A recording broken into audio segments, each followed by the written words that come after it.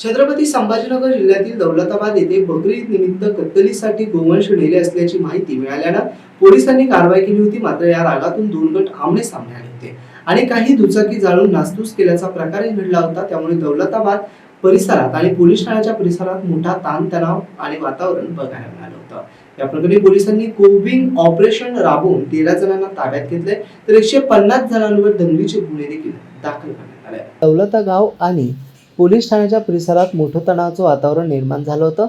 या प्रकरणी पोलिसांनी कोबिंग ऑपरेशन राबवून 13 जणांना ताब्यात घेतलं, तर 150 जणांवर दंगलीचे गुन्हे दाखल करण्यात आले होते। या घटनेत 5 जणांना बेदम मारहाण करण्यात आली होती।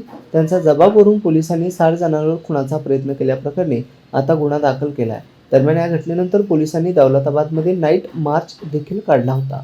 Bureau report, AI news, Sambhajinagar.